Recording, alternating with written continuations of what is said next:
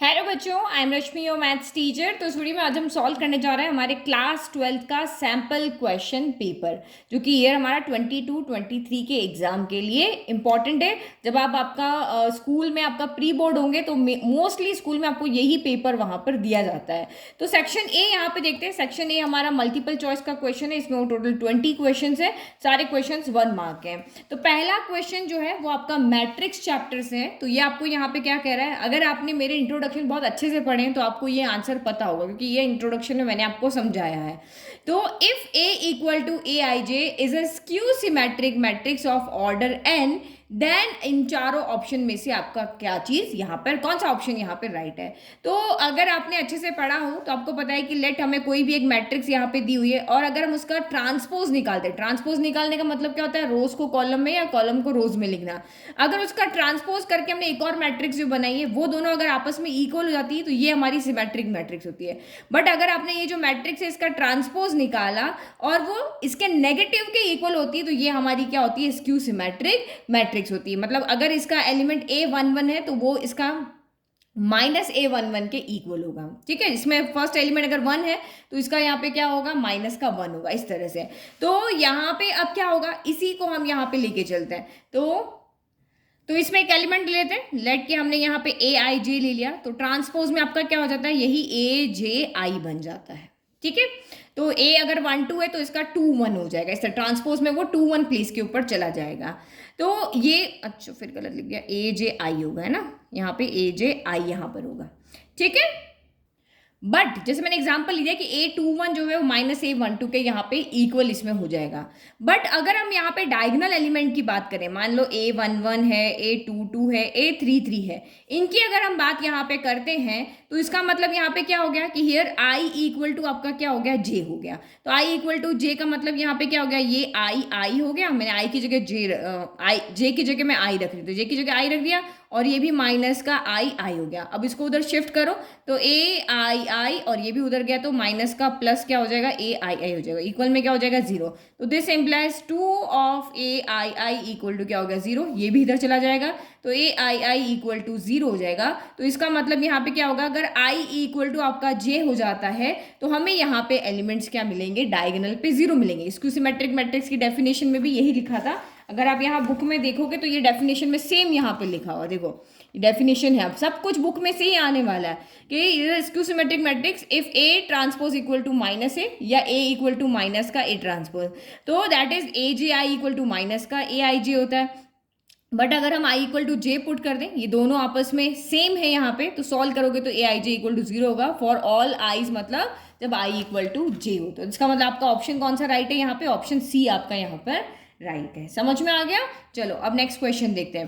If A is a square matrix of order 3, अब यहाँ पे आपको सारी प्रॉपर्टीज पता होनी चाहिए ट्रांसपोज की, तब आप यहाँ पे कर सकते हो। तो ए क्या है, स्क्वायर मैट्रिक्स है, ऑर्डर 3 का मतलब उसमें कितने 9 एलिमेंट्स होंगे। और ए ट्रांसपोज का अगर आप डिटरमिनेंट निकालते हो तो -3 आता है, डिटरमिनेंट में एक सिंगल आंसर हमें मिलता है। तो ये कह रहा है कि देन आप हमें यहाँ बताओ कि A multiply by A transpose जब आप करते हो और उसका डिटरमिनेंट निकालते हो तो इसमें से कौन सा सोल्यूशन यहाँ पर आता है।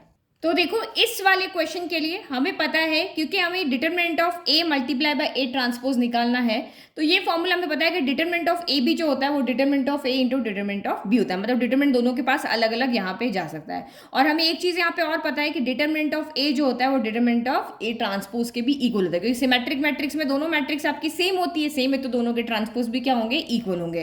तो हमें ये फाइंड करना है, तो इसी को हम यहाँ पर लेके चलते हैं। तो ए ट्रांसपोज का आपका डिटरमिनेंट हो गया। तो ये वाला मेथड अगर हम लगाते हैं तो दोनों के पास अपना अपना ट्रांसपोज यहाँ पे चला जाएगा। ठीक है, अब ये हमारे पास हो गया। आपके पास वैल्यू किसकी गिवन है, ए ट्रांसपोज की वैल्यू गिवन है ना, इसकी वैल्यू तो हमें पता ही नहीं है, तो हम यहाँ से क्या करते हैं, इसकी जगह पे ये पुट कर देते हैं। इसकी जगह पे ये पुट करेंगे ना, हमें इसकी वैल्यू पता है, तो आप यहाँ से पुट करोगे तो ये भी डिटरमिनेंट ऑफ ए ट्रांसपोज हो जाएगा, ये भी डिटरमिनेंट ऑफ ए ट्रांसपोज हो जाएगा। अब इसकी वैल्यू तो हमें गिवन थी, तो कितनी है, -3 इंटू -3, तो माइनस माइनस प्लस हो गया और 3 3 आपका कितना हो गया, 9 हो गया। तो इसका ऑप्शन आपका कौन सा राइट हो गया, ऑप्शन ए यहाँ पर राइट हो गया। फिर next, the area of triangle with vertices A B C is given by, तो ये तो आपका डायरेक्ट फॉर्मूला है, half into A B into A C, क्योंकि जहां पे भी हाफ है वही आपका आंसर। तो ये इजी याद रखना, अभी हमने चैप्टर किया नहीं तो आपको पता नहीं होगा, लेकिन आगे अगर आप करोगे तो उसमें आपको समझ में आ जाएगा। फिर the value of k for which the function f x equal to 1 minus cos 4x upon 8x square if x is not equal to 0। मगर जब x 0 के इक्वल नहीं है तो हमें ये फंक्शन लेना है, अगर x इक्वल टू 0 है तो आपको ये फंक्शन लेना है। तो आपको गिवन है कि ये फंक्शन जो है वो x इक्वल टू 0 पे क्या है, कॉन्टिन्यूज है। ये फंक्शन x इक्वल टू 0 पे कॉन्टिन्यूज है, तो आप k की वैल्यू हमें यहाँ से फाइंड करके दिखाओ। तो आपको अगर यहाँ पे आपने बहुत अच्छे से चैप्टर पढ़ा हो तो आपको पता होगा कि अगर फंक्शन कॉन्टिन्यूस होता है किसी पर्टिकुलर पॉइंट पे तो उसकी लेफ्ट हैंड लिमिट, उसकी राइट हैंड लिमिट और f of zero, x equal to 0 है ना, तो एक्स 0 पे लेफ्ट लिमिट, राइट लिमिट और एफ ऑफ 0 आपस में क्या होते हैं, इक्वल होते हैं। तो हमें के की वैल्यू फाइंड करना है, एक वेरिएबल है तो हमें एक इक्वेशन यहाँ पे चाहिए, तो एक इक्वेशन को हम लेंगे और इसको यहाँ पर हम इसको सॉल्व कर लेंगे। ठीक है, तो हमने लिख दिया सिंस फंक्शन इज कॉन्टिन्यूस, तो इन दो से हमारा यहाँ पर काम बन जाएगा, क्योंकि हमें x इक्वल टू 0 पे वैल्यू दी और x is not equal to 0 पे, तो हमें लेफ्ट एंड राइट हैंड में से मैंने यहाँ पे लेफ्ट हैंड को ले लिया इनफ इतने के लिए। अब x टेंडिंग टू 0, यहाँ पे 0 क्या है, ये 0 को अप्रोच कर रहा है, 0 के इक्वल नहीं है, लिमिट में आपको यही ध्यान रखना है। तो आप फंक्शन की वैल्यू क्या रखोगे, ये वाली वैल्यू रखोगे। क्यों, क्योंकि यहाँ पे x is not equal to 0 है, और f ऑफ 0 के लिए जब x इक्वल टू 0 है तो आप यहाँ पे क्या वैल्यू रखोगे, k रखोगे। बस इसको सॉल्व करेंगे और हमें k की वैल्यू मिल जाएगी। तो अब आप यहाँ पे देखो, क्या हम इसको डायरेक्ट सॉल्व कर सकते हैं, क्या डायरेक्ट यहाँ पे 0 पुट कर सकते हैं, हमने लिमिट में यही देखा था, क्लास 11 में भी पढ़ा था। तो आप इसको यहाँ पे अगर डायरेक्ट 0 रखोगे तो डिनोमिनेटर आपका यहाँ पे क्या आ रहा है, 0 आ रहा है। और कभी भी डिनोमिनेटर में ये वाली टर्म आपकी नहीं होनी चाहिए, ऊपर भी आपका 0 बन रहा है, नीचे भी आपका क्या बन रहा है, 0 बन रहा है, cos 0 भी आपका 1 हो गया ना, तो ऊपर भी 0, 0/0 फॉर्म आ रही है। दैट मीन्स इसको हम सीधा सॉल्व नहीं कर सकते, क्योंकि ये अनडिफाइंड फॉर्म बन रही है, इसको हमें सॉल्व करना पड़ेगा। तो सॉल्व करना पड़ेगा तो क्या करें, किसी ना किसी को हमें हटाना पड़ेगा। डिनोमिनेटर में तो कुछ कर नहीं सकते, न्यूमरेटर में हम यहाँ पे एक फॉर्मूला लगा सकते हैं। अब वो न्यूमरेटर का फॉर्मूला क्या है, 1 minus cos 2 theta equal to आपका क्या होता है, 2 साइन स्क्वायर थीटा होता है। जितना एंगल यहाँ है उसका आधा यहाँ पे होता है। तो हमारे पास क्या है, 1 माइनस कॉस 4x है, 4x है तो ये आपका किस में चेंज हो जाएगा, साइन 2 साइन स्क्वायर 2x में चेंज हो जाएगा। ये हो जाएगा ना, जितना कुछ जो भी कुछ यहाँ है उसका आधा यहाँ पे आप कर दो। तो आधा हमने जब यहाँ पे कर दिया तो ये आपका कितना हो गया, limit x is tending to 0, ये आपका हो गया 2 sine square 2x upon 8x square equal to आपका k चल रहा है। तो ये 2 से आपका 8 कैंसिल हो गया, 4 हो गया। तो अभी भी हम यहाँ पे डिनोमिनेटर में हमारा 0 ही चल रहा है, तो अभी भी ये सॉल्व नहीं हुआ है। बट अगर आपको एक फॉर्मूला लिमिट का ध्यान है तो हमारे पास एक फॉर्मूला था, limit x is tending to 0 sine theta या साइन एक्स अपॉन एक्स, यहाँ पे क्या होता है, 1 होता है। ये वैल्यू हमें पता है, ऊपर जब भी साइन दिखे लिमिट में तो यही देखना। तो यहाँ पे x कितना है, 2x है, तो यहाँ भी हम 2x बना ही लेंगे। बट ये यहाँ पे क्या है, स्क्वायर भी है, यहाँ पे क्या है, स्क्वायर है। तो हम 4x स्क्वायर को क्या लिख सकते हैं, 2x का होल स्क्वायर लिख सकते हैं। जो एंगल यहाँ है वही यहाँ होना चाहिए। तो ये आपका हो गया limit x is tending to 0, तो ये हमने लिखा साइन 2x अपॉन 2x का होल स्क्वायर। ऐसे हम यहाँ पे कर सकते हैं, पक्का कर सकते हैं ना भाई, स्क्वायर चला जाएगा, ये सॉल्व करोगे तो ये 4x स्क्वायर हो जाएगा।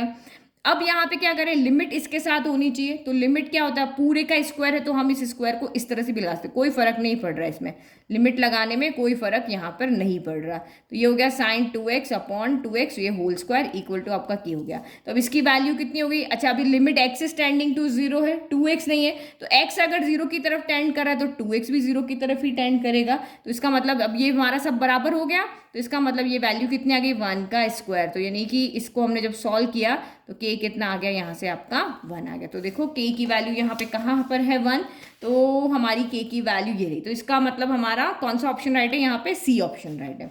चलो, बहुत अच्छे से समझा के मैं आपको कर रही हूँ ताकि आप इन क्वेश्चंस के रिलेटेड अगर एग्जाम में क्वेश्चन आते हैं तो आप उसको कर पाओ, क्योंकि इस बार आपके ऑब्जेक्टिव क्वेश्चन इस चैप्टर के लिए, इस एग्जाम के लिए बहुत इंपॉर्टेंट है, अच्छा रोल प्ले करेंगे। 20 मार्क्स है, 20 मार्क्स के 80 में से 20 मार्क्स तो आपके यही 1/4 पार्ट तो आपका यही ये सेक्शन ए आपका कवर कर रहा है ना। तो मार्क्स कटाएगा भी बहुत ज़्यादा यही सेक्शन, क्योंकि सब्जेक्टिव में तो आप कुछ भी लिख लो आपको थोड़ा बहुत मार्क्स मिल जाता है, लेकिन ऑब्जेक्टिव में क्या होगा, ये राइट है तो यही राइट है, अदरवाइज आपका सारे रॉन्ग है। तो 1 नंबर आपको तभी मिलेगा जब आप ऑप्शन सी को टिक करोगे, तो यहाँ और कोई गुंजाइश नहीं। तो ऑब्जेक्टिव के लिए आपको बहुत मेहनत करनी है। Next question number 5, if f dash x equal to x plus 1 upon x है देन एफ एक्स क्या होगा। तो इसका मतलब हमें क्या क्या डिफ्रेंशिएशन हमें यहाँ पे दिया हुआ है और हमें क्या निकालना है, वो फंक्शन निकालना है। तो अगर आपको एंटी डेरिवेटिव फॉर्मूला अगर आपने इंटीग्रेशन चैप्टर के अंदर पढ़ा है कि हमें किसी का डिफरेंशिएशन अगर दिया हुआ है और मेरे फंक्शन निकालना है, तो आप उसको यहाँ पे क्या कर दो, इंटीग्रेट कर दो, हमारा काम बहुत ईजी हो जाना है फिर तो यही छोटी छोटी चीज़ें आपको यहाँ पे समझनी है। हमारा क्वेश्चन नंबर कौन सा है, 4 हो गए ना, 5 है हमारा ये वाला क्वेश्चन, ठीक है। तो ये आपका यहाँ पे देखो एफ डैश एक्स यहाँ पे कितना दिया हुआ है आपको, एक्स प्लस 1/x दिया हुआ है। अब आप यहाँ पे कुछ नहीं करना, आपको इंटीग्रेट कर दो, तो integration of F dash x D x, क्योंकि ये एंटी डेरिवेटिव मेथड से हम इसको सॉल्व करते हैं। इंटीग्रेशन ऑफ 1/x dx हो गया।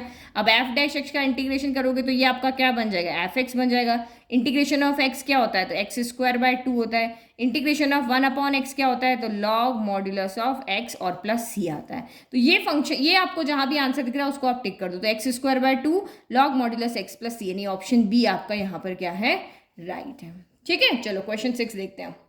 तो क्वेश्चन 6 यहाँ पे देखो ये क्या कह रहा है, if m and n respectively are the order and the degree of differential equation. अब आपको यहाँ पे ऑर्डर क्या होता है और डिग्री क्या होता है ये पता होना चाहिए। तो ये m n जो है वो जो आपको डिफरेंशियल इक्वेशन है, तो डी बाई डी एक्स हो रहा है, ये कोई आपका फंक्शन है उसका डिफरेंशिएशन आप यहाँ पे कर रहे हो, मान लो कि x की पावर 4 का यहाँ पे कर रहे हो, तो m तो इसका ऑर्डर है और n इसकी डिग्री है। तो ये कह रहा है भाई हमें m प्लस n इस फंक्शन का m, ठीक है, तो m प्लस n हमें यहाँ पे फाइंड करके दिखाओ।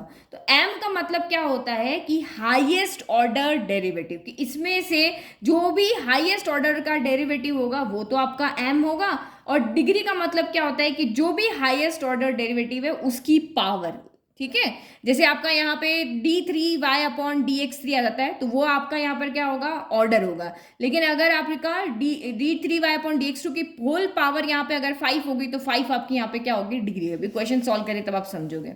तो अभी हमें इसको क्या करना पड़ेगा, पहले इसको डिफरेंशिएट करना पड़ेगा, तभी तो हम ऑर्डर और वो निकाल पाएंगे। अभी तो ये D by d x of किसी फंक्शन का डिफरेंशिएशन हो रहा है, तो आप यहाँ पे डिफरेंशिएशन करते हो तो वही दिमाग में रखो, D by d x of x की पावर है, अलजेब्रिक फंक्शन है तो क्या होता है, एन एक्स की पावर n-1 हो जाता है। अगर यही आपका y होता तो ये आपका यहाँ क्या था, y, और इसके बाद में आपका d y by d x और आता, इसी तरीके से आता ना। तो यहाँ डी बाई डी एक्स आप यहाँ पे कर रहे हो, तो ये इसकी पावर 4 है, तो 4 आगे आ गया, और d y by d x की पावर क्या हो जाएगी, एक कम हो जाएगी। जैसे यहाँ पे y की पावर एक कम होगी तो 4 - 1 3 हो गया।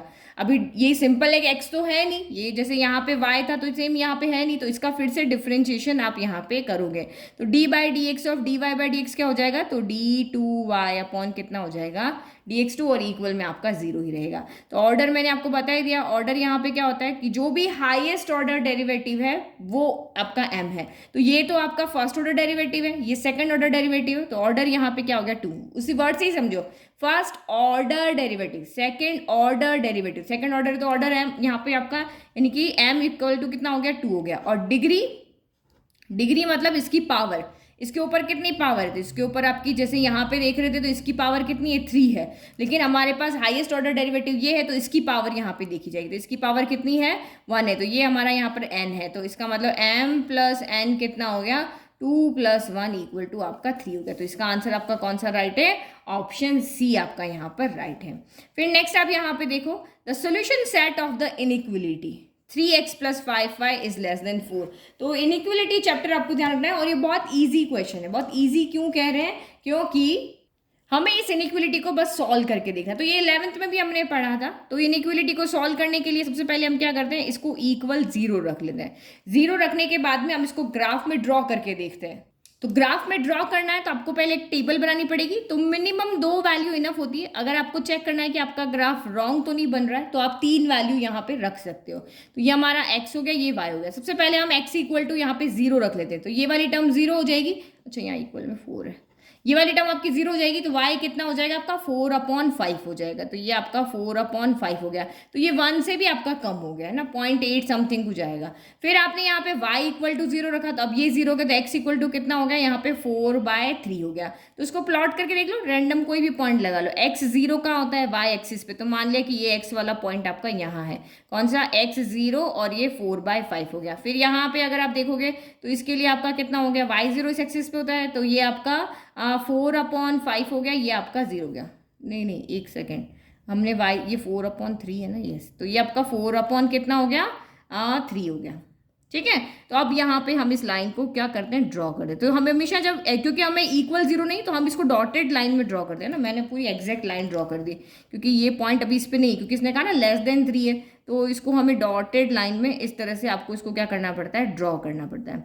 ठीक है, अब हमें देखना है कि ये जो ग्राफ है हमारा वो लाइन के इस तरफ आएगा या लाइन के इस तरफ आएगा। तो कोई भी आप पॉइंट लेके देख लो, इधर का लेकर के देख लो, इधर का लेकर के देख लो, कोई भी एक पॉइंट पुट करो। अगर वो पॉइंट इसको सेटिस्फाई कर रहा है तो दैट मीन्स आपका मतलब आपने यहाँ एक्स वाई की कोई भी वैल्यू रखी है, अगर वो लेस देन 4 ही आ रही है, तो वो हमारा यहाँ पर क्या होगा, वो पॉइंट जिधर का होगा, इधर का होगा तो इधर की तरफ ग्राफ जाएगा, इधर का होगा तो इधर की तरफ जाएगा।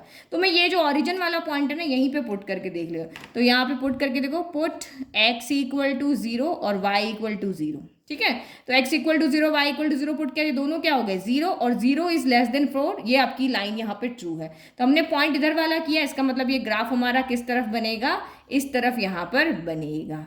ठीक है, और आप यहाँ पे देखो, ये जो लाइन है ये आपकी इनफाइनाइट तक जा सकती है आपकी। आप एक्स वाई की यहाँ पे कोई भी वैल्यू पुट कर लो, ये लाइन आपकी कहीं पर खत्म नहीं होने वाली, ये बहुत लंबी आपकी इधर से भी उधर से भी यहाँ पे जा सकती है। तो आपके यहाँ पे आंसर यहाँ पे क्या लिखेंगे, अब हम यहाँ पे इसको पढ़ते हैं।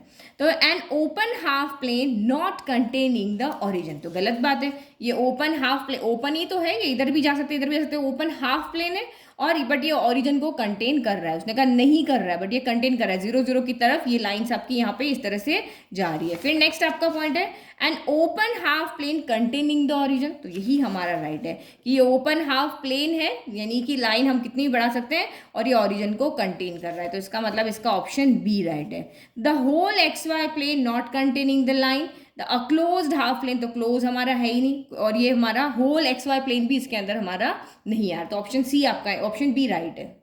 क्वेश्चन नंबर 8 यहाँ पे क्या कह रहा है, the scalar projection of the vector this on this vector is. बहुत इजी क्वेश्चन है, एनसीईआरटी में से आपका आया हुआ है कि आपको स्केलर प्रोजेक्शन निकालना है वेक्टर का, जो कि इस वेक्टर, ये वेक्टर जो है वो इसके ऊपर स्केलर प्रोजेक्शन यहाँ पे कर रहा है। तो हमारे पास डायरेक्ट फॉर्मूला है कि ए से बी में है तो इन दोनों का प्रोडक्ट हो जाएगा, और जिसके ऊपर है उसका नीचे आपको क्या निकालना पड़ता है, डिटरमिनेंट निकालना पड़ता है। तो फिर आपका ये यहाँ पे क्या हो जाएगा, तो हम इसको सॉल्व करते हैं। तो ये आपका यहाँ पे क्या हो जाएगा, नाउ अब स्केलर ए, अब इसको भी लिख लेते पहले रुको। ठीक है, तो ये दोनों मैंने यहाँ पे लिख लिया। अब इनका, इसका मतलब क्या, प्रोडक्ट करना। प्रोडक्ट मतलब कि आई के एलिमेंट का आई से, जे का जे से, के का के से, तो 3 इंटू 1 3 हो गया, -1 इंटू 2 तो ये -2 हो गया, -2 इंटू -3 तो ये आपका प्लस का कितना हो गया, 6 हो गया, और नीचे जो आपका यहाँ पे डिटरमिनेंट ऑफ दिस है, तो इसका मतलब क्या हो गया, अंडर रूट ऑफ ओनली इसके एलिमेंट्स का स्क्वायर। तो ये आई के एलिमेंट क्या है 1, 1 का स्क्वायर 1, फिर ये आपका 2, तो 2 का स्क्वायर आपका 4 हो गया, फिर -3 का स्क्वायर, तो ये आपका यहाँ पर 9 हो गया। तो यही वैल्यू आएगी, 6 + 3 9, 9 में से आपका 2 गया तो 7 हो गया, और ये √10 और ये 14 हो गया। तो 7/√14 हमारा इसका आंसर है। तो 7/√14 कौन सा, तो ऑप्शन ए आपका यहाँ पर राइट है। नाउ नेक्स्ट, ये तो हमारा इनडेफिनिट इंटीग्रल का क्वेश्चन है, तो इतना आपको सॉल्व करना मैंने अभी सिखा दिया, बस आपको अपर लिमिट लोअर लिमिट रख करके और इसको सॉल्व कर लेना है। ठीक है, तो ये हम कैसे सॉल्व करेंगे, ऑब्वियसली ये हमारा क्या है, x² + 1 का डिफरेंशिएशन करो क्या होता है, 2x आता है। तो हमारे पास यहाँ पे ऊपर मौजूद है 2, कांस्टेंट को तो हम इधर उधर एडजस्ट कर सकते हैं, बट इसका 2x हो रहा है तो x ऊपर है, तो मेथड ऑफ सब्स्टिट्यूशन से हम यहाँ पे करेंगे। तो लेट x² + 1 इक्वल टू आपका कितना हो गया, t हो गया। तो दिस इम्प्लाइज डिफरेंशिएशन करो, x² का कितना हो गया 2x, 1 तो आपका कॉन्स्टेंट है, तो 2x dx इक्वल टू आपका dt हो गया। तो हमारे पास यहाँ पे 2 नहीं है, तो 2 को हम इधर भेज देते, तो इसका मतलब आपका x dx कितना हो गया, तो 1/2 dt हो गया। तो हमारे पास t है, dt है, रख लेते हैं वैल्यू। तो ये आपका यहाँ पर कितना हो जाएगा, इंटीग्रेशन करते हैं पहले, तो इंटीग्रेशन 2 हो गया, 3 हो गया, x dx की जगह क्या रखेंगे 1/2 dt, तो 1/2 चला गया बाहर, ये dt, और 1/x² + 1, तो x² + 1 की जगह हम रखेंगे t हो गया। तो ये कितना हो गया 1/2, इंटीग्रेशन ऑफ 1/t क्या होता है, तो लॉग मॉड्यूलस ऑफ आपका t होता है, और फिर आपका यहाँ पे क्या हो जाता है, +c हो जाता है। ठीक है, इंटीग्रेशन किया है, लेकिन यहाँ पे हमारी क्या लगी हुई है, लिमिट लगी हुई, तो लिमिट को हम बाहर लिखेंगे, 2 हो गया और ये 3 हो गया। अब हम कैसे सॉल्व करते हैं, पहले t की वैल्यू रखते हैं। तो ये t की वैल्यू कितनी है, x² + 1, तो रखो यहाँ पे 1/2 लॉग मॉड्यूलस ऑफ x² + 1 और +c, और ये आपका 2 हो गया 3। अब अपर लिमिट और लोअर लिमिट रखेंगे, तो ये हो गया 1/2 लॉग 1/2 को बाहर रखते हैं, तो अपर लिमिट 3 रखोगे, 3 का स्क्वायर कितना हो गया 9, 9 प्लस 1 कितना हो गया आपका 10 हो गया। तो अब मॉड्यूलस लगाने की जरूरत नहीं, क्योंकि 10 तो एक पॉजिटिव नंबर है, तो यहाँ जरूरत थी कि भाई यहाँ पे नेगेटिव, वैसे तो ये भी आपका positive, x square positive plus 1 करोगे तो पॉजिटिव है, यहाँ भी नहीं लगाओगे तो चलेगा। ठीक है, log 10 और ये आपका यहाँ पर कितना हो जाएगा 2 रखो, 2 का स्क्वायर 4 प्लस 1 ये आपका 5 हो गया। फिर हमें पता है लिमिट रख चुके हैं, log m minus log n कितना होता है, log m अपॉन n होता है, तो ये 10 अपॉन 5 हो गया, 5 से कैंसिल हो गया 2 टाइम, तो इसका मतलब आपका फाइनल आंसर कितना आ रहा है 1/2 log 2 आ रहा है, 1/2 log 2। देखो कौन सा ऑप्शन आपका यहाँ पर राइट है, तो 1/2 log 2 ये रहा, ऑप्शन सी हमारा यहाँ पर राइट है। नाउ नेक्स्ट देखो question 10, if A B are non singular square matrix of the same order then A B inverse का होल इनवर्स कितना होगा। तो नॉन सिंगुलर स्क्वायर मैट्रिक्स, क्योंकि आप इनवर्स निकाल रहे हो, तो इसका जो ये नॉन सिंगुलर स्क्वायर मैट्रिक्स का कहने का मतलब यहाँ पे है कि इन दोनों का डिटर्मिनेंट जो है वो नॉट इक्वल टू 0 होगा। क्यों, क्योंकि अगर आपका डिटर्मिनेंट नॉट इक्वल 0 आ जाता है तो उसका हम इनवर्स नहीं निकाल सकते हैं। तो इसीलिए इन्होंने पहले ही कह दिया कि भाई ये 0 के इक्वल नहीं आएंगे, तभी आपको इनवर्स फाइंड करने के लिए यहाँ पे कहा है। तो एक चीज़ आपको यहाँ पता होगी, हमने एक्सरसाइज जब की थी पढ़ा था कि ए बी का होल इनवर्स यहाँ पे क्या होता है, बी इनवर्स ए इनवर्स होता है। ठीक है, ये आपने पढ़ा है। और एक चीज आपने और पढ़ी कि ए इनवर्स का भी इनवर्स आप करो, वो आपका ए के क्या होता है, इक्वल आ जाता है। ठीक है, तो अब इसको सॉल्व करते हैं। तो ये क्या हो गया, नाउ ए बी इनवर्स का भी इनवर्स, तो इनवर्स को जब हम अंदर लेके जाएंगे तो बी पहले आएगा, बी इनवर्स का भी आपका इनवर्स, और ये आपका कितना हो गया ए इनवर्स। तो इस फॉर्मूले के अकॉर्डिंग ये क्या हो जाएगा, इनवर्स का भी इनवर्स आपका क्या बन जाएगा, बी बन जाएगा। तो बी ए इनवर्स इसका आंसर आएगा। तो इसका आंसर भी आपका कौन सा राइट है, ऑप्शन सी ही यहाँ पर राइट है। ठीक है, तो देखो 10 क्वेश्चन में ही हमारा 20 मिनट से ज़्यादा चला गया, तो इसीलिए बचे हुए जो हम 10 क्वेश्चन है वो नेक्स्ट वीडियो में सॉल्व करेंगे धीरे धीरे, क्योंकि मैं अगर यहाँ पे 2-3 घंटे का ये पेपर आपको कंप्लीट 3 घंटे में सॉल्व करना है, बट मैं आपको एक्सप्लेन कर रही हूँ तो मुझे टाइम ज़्यादा लगेगा, तो ये 4 से 5 घंटे का यहाँ पे वीडियो बन जाएगा। और इतना लंबा वीडियो मुझे पता है आप लोग नहीं देखते हो, क्योंकि आप थक जाते हो। तो अभी आप 10 तक क्वेश्चन करो, नेक्स्ट वीडियो में हम 11 to 20 करेंगे, और उसके बाद एक एक सेक्शन को हम यहाँ पर लेंगे। तो तब तक आप इसको एंजॉय करो, सॉल्व करो। बहुत टेंशन हो रही थी बच्चों को, हमसे ये क्वेश्चन सॉल्व नहीं हो रहे हैं, हमें तो इसमें से 1-2 क्वेश्चन ही आ रहे हैं। भाई आपने जब सब्जेक्टिव पेपर, जब आप अभी तक एनसीईआरटी को सॉल्व कर रहे हो, वहाँ पे आपको इस तरह के क्वेश्चन है ही नहीं, तो आपने सॉल्व ही नहीं किए तो कैसे करोगे। तो अपनी प्रिपरेशन को इस सैम्पल पेपर के अकॉर्डिंग रखना है कि हम ज़्यादा से ज़्यादा एमसीक्यू सॉल्व करें, ताकि हम एग्जाम में 20 में से 20 पूरे लेकर आ सकें। तो ये जब सारे हो जाएंगे तब मैं अपने ब्लॉग पे डाल दूंगी, वहाँ से आपको सोल्यूशन के ये जो सोल्यूशन पेपर से वो वहाँ पे फ्री में आप डाउनलोड कर सकते हो। अदर चैप्टर्स के लिए चाहिए तो नोट्स का लिंक डिस्क्रिप्शन में। Thank you.